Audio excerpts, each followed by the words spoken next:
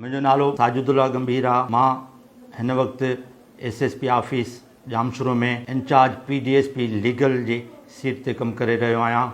मुंहिंजो तालुक़ु बेसिकली ज़िलो टंडू मोहम्मद ख़ान जे ॻोठु सिंधी अदब जी ज़रख़ेज़ मिटी टिखिड़ वसी मलूक शाह सां आहे।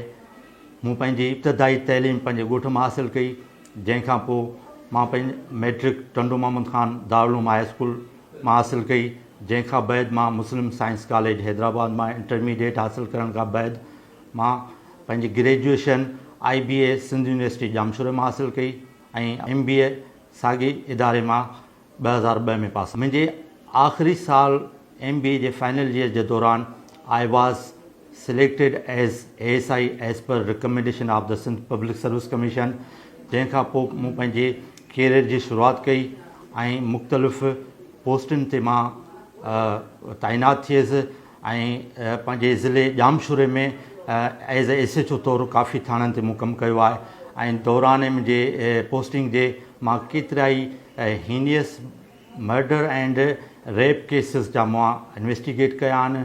जीअं त जेको दौरु जेको आहे उन जे हिसाब सां इन्वेस्टिगेशन जेको ऑफिसर उन सां एडॉप्ट उन सां फेमिलियर आहे त he can achieve fruitful result. Otherwise त दौर जे हिसाब सां जेकॾहिं तव्हां इन्वेस्टिगेशन खे नथा गॾु हलियो त यू विल बी सफ़र। पुराणो दौरु जेको हूंदो हो उहो सिर्फ़ु इन्वेस्टिगेशन जेकी रिलाए अपॉन 161 स्टेटमेंट्स, उहो जेके 161 स्टेटमेंट जेके हूंदा आहिनि उहे अॻियां हली करे ऐं कंहिं दबाव जे कंहिं मजबूरी जे या कंहिं सबब जे करे जेकॾहिं होस्टाइल थी वेंदा आहिनि या त फ़रियादी या शाहिद जेके आहिनि उहे पंहिंजे बयान खां माना मुकरजी वेंदा आहिनि। इन जो जुडिशल सिस्टम ऐं जेको विक्टम आहे उहो तमामु घणो मुतासिर थींदो आहे।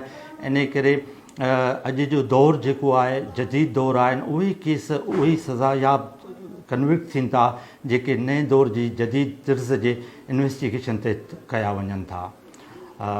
अॼु जो मां काफ़ी केस अहिड़ा कया आहिनि, ख़ासि हिकिड़ो ॿ केस अहिड़ा मर्डर जा जेके कया, ब्लाइंड मर्डर जेके चइजे, जंहिंजो फस्ट शुरूआति में को बि सुराग न पियो मिलियो त माना सबबु छा आहे, केरु आहे, कीअं मर्डर थियो। पर डिजिटल इन्वेस्टिगेशन CDR जे थ्रू ऐं इवन जियो फेंसिंग जे थ्रू ऐं मां न सिर्फ़ु केस खे डिटेक्ट कयो पर रियल कल्प्रिट्स जेके आहिनि मां उन्हनि खे अरेस्ट कयो ऐं उनखे कानून जे कटड़े में आंदुमि। ऐं इवन तव्हांखे वेरी इंट्रस्टिंग ॻाल्हि ॿुधायां त जवाबदार जेको हुन में हो उहो बि तमामु हिकिड़ो माना टेक्निकली माइंड जो चइजे त शातिर होशियारु चइजे, जे अहिड़ी हिकिड़ी फ़ोन ऐं सिम इस्तेमालु कई। When I got CDR I analyse them, I was surprise that he use to call only the victim since last past 6 years ऐं उन में ॿियो को बि नंबर न हो ऐं मुंहिंजी जांच जेकी न ओसी ताईं जेकी रुकिजी वई, पर मां हिमत न हारी ऐं जेको नंबर रजिस्टर हो उहो फेक हो। उहो कंहिं लाॾाऊ कबीले जेके औरत चइजे उन जे नाले ते मां उन ताईं अप्रोच कई ऐं मूं पंहिंजो जज कयो, इन्वेस्टिगेशन कई त उहा औरत जो हुन में खून में को बि किरदारु ॾिसण में नथो अचे। इन करे मां उनखे जांच खे अॻिते वधायो ऐं CCTV कैमरास जे थ्रू जिते हुनजे अचण ऐं वञण जो जवाबदारनि जी मूवमेंट मूं ट्रैक कई ऐं मां पोइ आख़िरी फाइनली उनखे पंहिंजे कंहिं मंज़िल ते पहुतुसि त इन में जवाबदार कहिड़ो हुन में इन्वॉल्व आहे ऐं की उहो केॾांहुं हिन वक़्तु किथे हिन पोज़ीशन आहे। पोइ उन जे CDR जे हिन जी डिजिटल एविडेंस जे थ्रू मां उनखे डिटेक्ट कयो ऐं अरेस्ट कयुमि। उनखां अलावा ऑनर किलिंग जा केसिस जेके आहिनि उहे बि डिटेक्ट कया अथमि ऐं उनखां मंशात जा केसिस काफ़ी आहिनि जेके उनखे केसिस खे न सिर्फ़ु जवाबदारनि खे अरेस्ट करे पर कंहिं किरदार ताईं उनखे सज़ायाब मां करायो आहे। हीअ सभु इन जे करे थिए थो जॾहिं तव्हांजी दिलचस्पी तव्हांजी पंहिंजे इन्वेस्टिगेशन में आहे, तव्हां इन्वेस्टिगेशन प्रोफेशनलिज़म पंहिंजी इन्वेस्टिगेशन में आहियो। जॾहिं तव्हां को whenever disorder is reported your responsibility start being a investigation और पुलिस ऑफिसर। इन में तव्हां न डिले करियो न तव्हां जल्दबाज़ी करियो। चवंदा आहिनि त when justice delay is justice denied and justice is hurried, justice is buried. त अफ़ाम तफ़हीम सां तव्हां सोच वीचार खां पोइ तव्हां पंहिंजे क्राइम सीन ते पहुचो, उते जेके ज़रूरी जेके आहिनि शवाहिद उहे पाण उतां कलेक्ट करियो ऐं उनखे फॉरेंसिक ऐं मेडिकल जे उन में तव्हां ज़मरे में आणियो। अदरवाइज़ जेकॾहिं यू विल स्किप एनी एविडेंस, यकीन करियो तव्हां त उनजो मुतासिर घटि थींदा, पर जेको विक्टिम आहे न उनखे तव्हां वॾो नुक़सानु ॾींदा ऐं उनजो तायात अज़ालो वरी न आहे उनजो कोर्ट मां उनजो केस उन ग्राउंड ते उन वीक पॉइंट ते जेकॾहिं जेकॾहिं अक्यूट थी वञे थो, जवाबदार वरी ॿाहिरि घुमे फिरे थो, त तव्हां सोचो उन विक्टिम सां उन फैमिली सां छा गुज़रंदी हूंदी। इहो क़सूरु तव्हांजो थिए थो being a police officer. It is your responsibility to conduct investigation properly and in accordance with the digital and scientific and as per law. उन खां पोइ तव्हांजे केसनि में काफ़ियूं दुश्वारियूं अचनि थियूं ऐं पर उन्हनि दुश्वारियुनि खे तव्हां मज़लूम जो जेको वहंदड़ कूड़ो जेको उनजो सबूत बेगुनाही जो जेको ॾिए थो, उनखे जेकॾहिं तव्हां ॾिसंदा त यकीन करे तव्हां being a human, being a इंसान, तव्हां ज़रूरु सोचींदा त जेकॾहिं अलाह साईं मूंखे हिन मनसब हिन कलम जी माना ताक़त ॾिनी आहे त उहा कलम पंहिंजो सही रुख़ में इस्तेमालु करियां।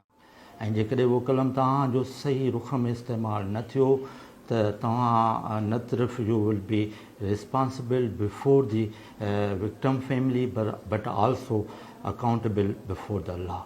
इन करे पंहिंजी जेकी ड्यूटी ईमानदारी सां कयो। उन में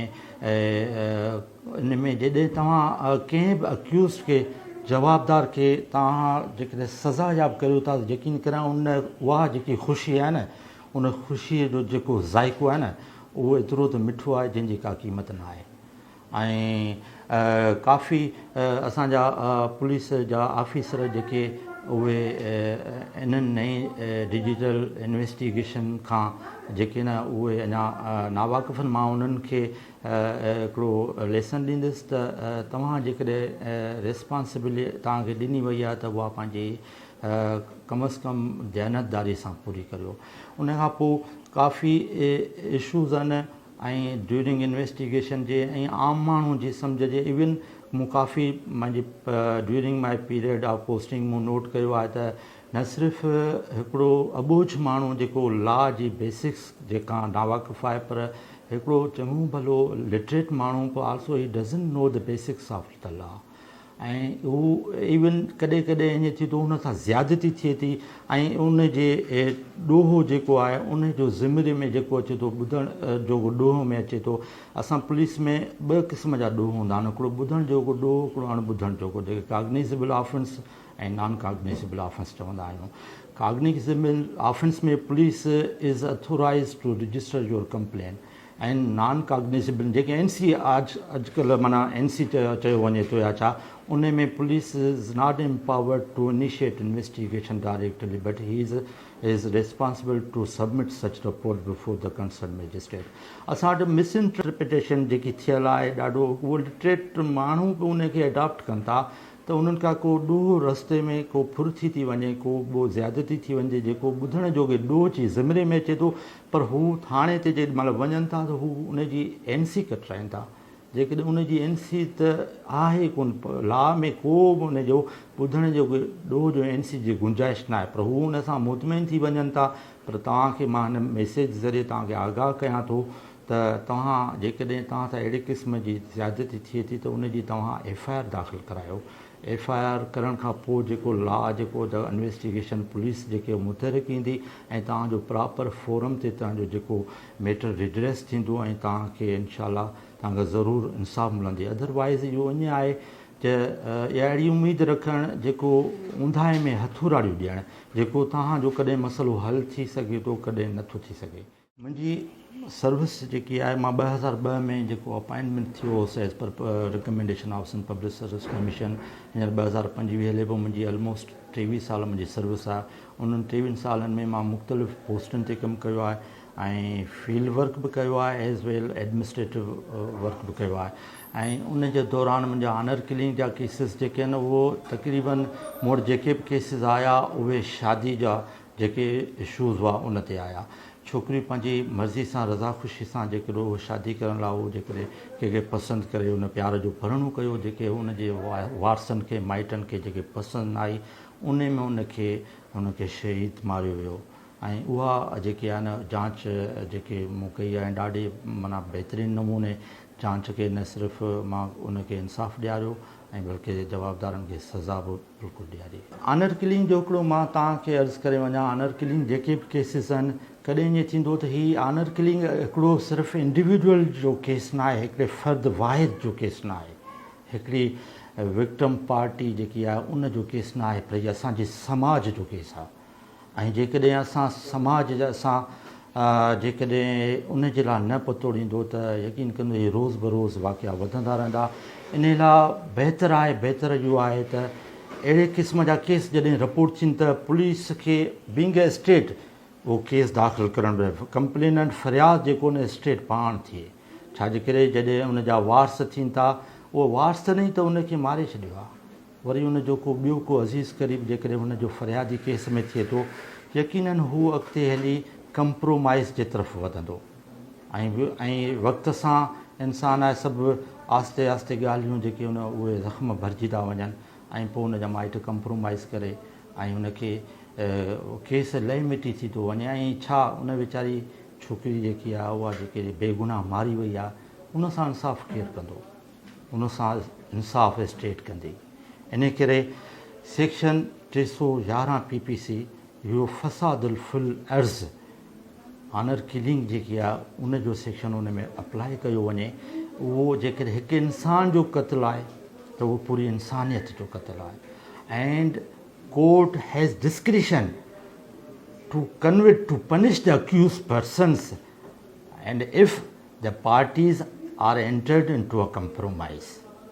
भले parties agree करो, and even in some of cases parties have submitted the applications of compromise that they have resolved, they are agree, the parties are agree, but honorable courts have rejected their application and punished the accused। काफ़ी PL जूं case लास मौजूदु आहिनि। इन करे इहो case पहिरीं असांजो फ़र्ज़ु आहे त असां इन जो स्टेट पारां केस दाख़िल कयो। ऑनर किलिंग जो वाहिद हल इहो आहे त स्टेट केस दाख़िल करे। हिकिड़े फ़रियादी जेकॾहिं पार्टी करे थी उन जा अज़ीज़ क़रीब कनि था उहे अॻिते हली उहो कंप्रोमाइज़ 90% केसिस जेके अहिड़ा थियनि था उहे पार्टी कंप्रोमाइज़ करे वञनि थियूं। रिसेंटली हिकिड़ो वाक़ियो थियो आहे असांजे डिस्ट्रिक्ट जामशोरे में, उहो बि ऑनर किलिंग जो आहे।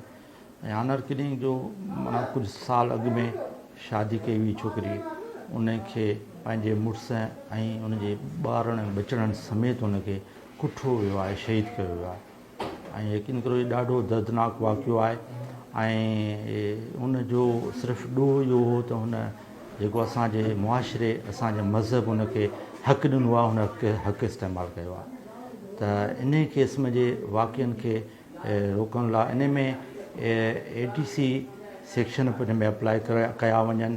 छाजे करे अहिड़े क़िस्म जा जेके क़त्ल थियनि था न इहो असांजे समाज ते हिकिड़ो ख़ौफ़ जी अलामत जेको तारी थिए थी। ऐं आम माण्हू जेके उनजे आस पास में रहंदड़ उहे ज़ाहिर ख़ौफ़ में मुब्तला थियनि था ऐं अहिड़े क़िस्म जा वाक़िया जेके 3-4 मर्डर हिकिड़े टाइम ते थी वञनि त पाड़े में ज़रूरु उनजी ख़ौफ़ जी अलामत हूंदी। इन करे ATC जा सेक्शन अप्लाई करण सां गॾु इन्हनि जो पार्टी जो पाण में कॾहिं बि कंप्रोमाइज़ एक्सेप्ट न थींदो ऐं इनखे इनशाला सज़ा याबी ताईं कोर्ट जे थ्रू उनखे कराए सघिजे थो। साईं पुलिस बिल्कुलु करे थी, बिल्कुलु कई आहे, पर कॾहिं ईअं थींदो आहे त कंडीशन सर्कमस्टेंशियल एविडेंसिस जाके अहिड़ियूं हूंदियूं आहिनि या अहिड़ी सिचुएशन हूंदी आहे जेके ATC जी सेक्शन जेके आहे न उनजी प्रोविजन्स अप्लाई न थींदी आहे। पोइ उन करे सिंपल मर्डर केस में उन में दाख़िल कयो वेंदो आहे।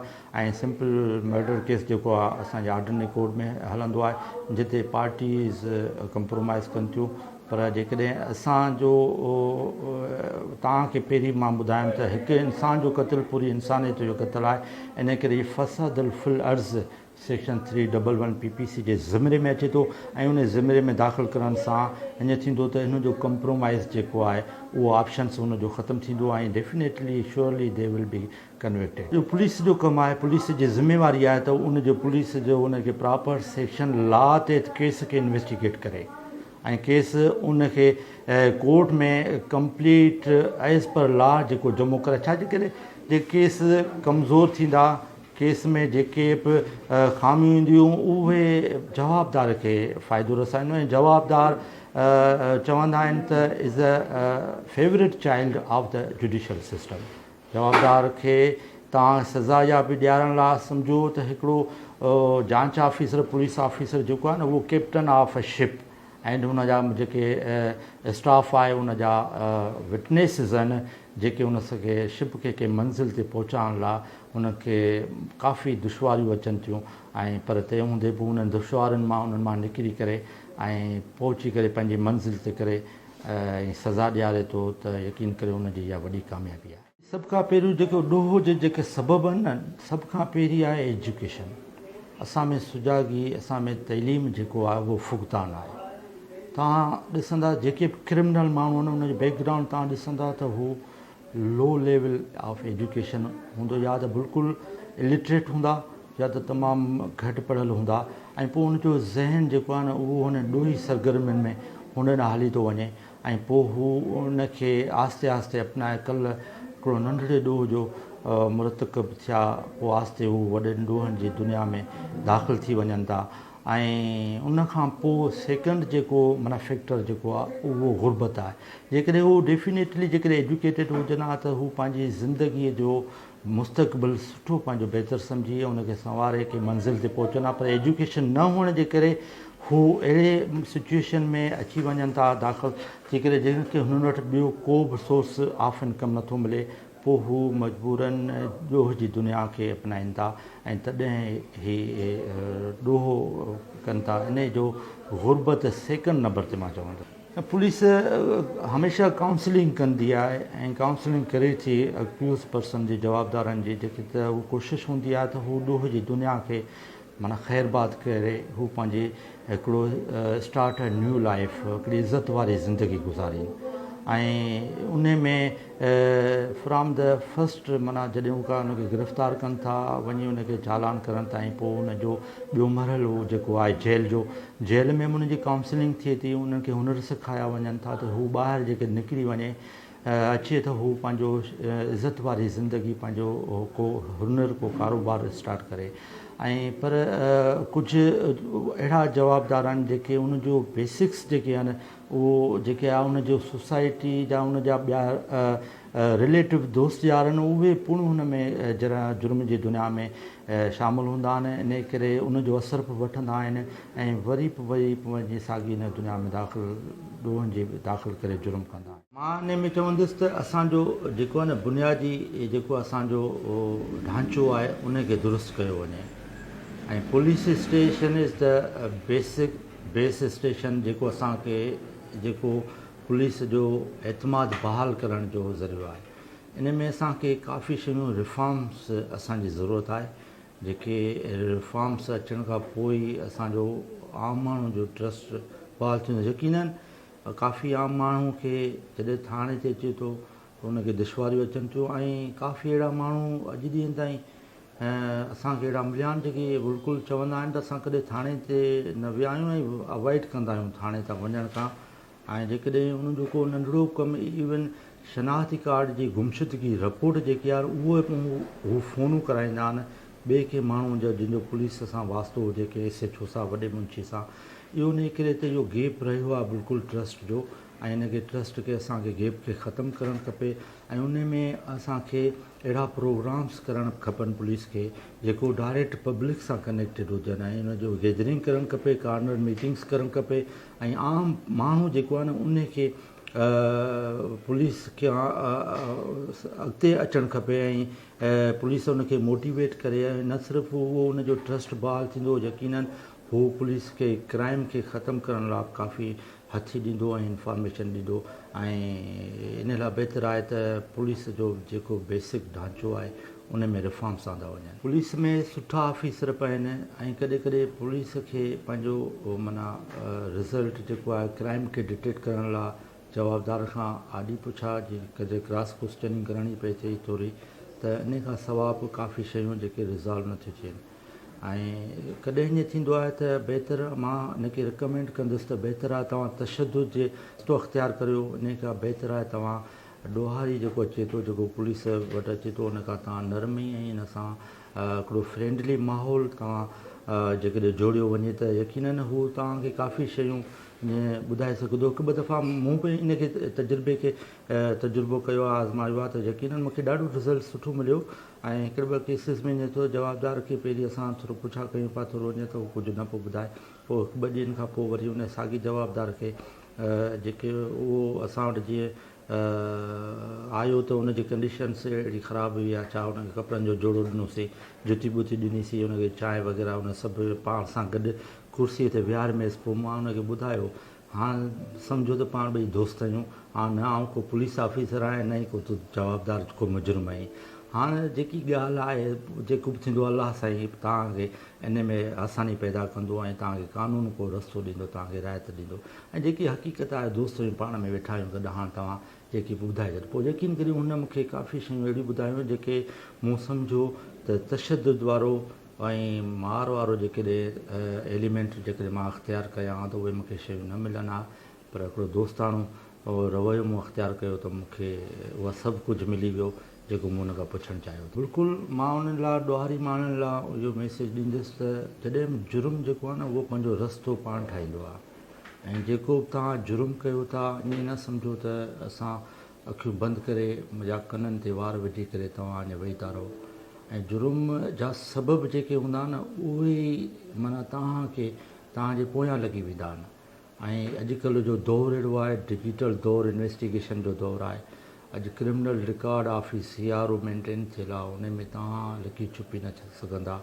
ऐं हीअ जेको जियो फेंसिंग जेकी आहे असां वटि जदीद टेक्नोलॉजी जेकी पुलिस में आहे, उते जेकॾहिं तव्हां भले किथे जो बि ॾोहारी हुजे ऐं उहो जेकॾहिं ॾोह करे वरी ॿिए पासे भॼी वञे थो त उन जो मोबाइल नंबर ज़रूरु हू यूज़ कयो हूंदो किथे न किथे, ऐं उनजो नंबर भले पुलिस वटि कंहिं बि वटि न बि अचे, पर जियो फेंसिंग हिकिड़ी अहिड़ी एप्लीकेशन टेक्नोलॉजी आहे, उनजे मदद सां काफ़ी पुलिस ॾोह डिटेक्ट कया आहिनि ऐं उन्हनि जवाबदारनि खे गिरफ़्तार कयो अथसि। उन जा न सिर्फ़ु नंबर मिली वञनि था, फ़ोन नंबर, उनजी पूरी फैमिली बायोडेटा मिली वञे थी असांखे। ऐं उन बायोडेटा खां पोइ पहुचण हुनजी मूवमेंट जेकी ट्रैक थिए थी, उन खां ॾोहारी जेको ॾोह करण खां पोइ फ़ोन नंबर पंहिंजो मटाए छॾींदो आहे अक्सर, या बंदि करे छॾींदो आहे, पर उन जा कॉन्टेक्ट्स उहे रहंदा आहिनि। उन जे कॉन्टेक्ट्स जे थ्रू बि असां उन ते पहुची वेंदा आहियूं। ऐं ॾोहारी माण्हू केतिरो बि पाण खे माना अक़ुलमंद जा सम्झे, पर बेवकूफ़ आहे, ॾोह कॾहिं बि लिखी न सघंदो आहे। ऐं कॾहिं न कॾहिं तव्हां कानून जी गिरफ़्त में अची वेंदा, जेकॾहिं गिरफ़्त में आया त उहो कानून तव्हां सां घटि न कंदो। ऐं इन करे मां वरी बि चवंदुसि ॾोहनि जी दुनिया खां किनारा कशी कयो ऐं तव्हांखे हिकिड़े मुअज़्ज़िज़ जेकी आहे ज़िंदगी स्टार्ट करियो ऐं पंहिंजे फैमिली खे ऐं पंहिंजे दोस्त, पंहिंजे समाज खे हिकिड़ो इज़त जो मक़ाम हासिलु करियो। ऐं तव्हांजे ॾोहनि सां न सिर्फ़ु तव्हां मुतासिर थियो था, तव्हांखे हिकिड़ो करेक्टर लेस ॾिठो वञे थो। तव्हां माना के बि इज़त वारे मुआशिरे में तव्हां माना आसानी सां हली घुमी फिरी नथा सघो, ऐं तव्हांजी फैमिली खे बि उन नज़र सां ॾिसियो वञे थो। ऐं तव्हां इन मां खणी सम्झंदा हूंदा त इहा कंहिंखे ख़बर न पवंदी आहे छा, पर न, इहो तव्हां तमामु हिकिड़ो ग़लति करे रहिया आहियो ऐं तव्हां इन खां बची न सघंदा।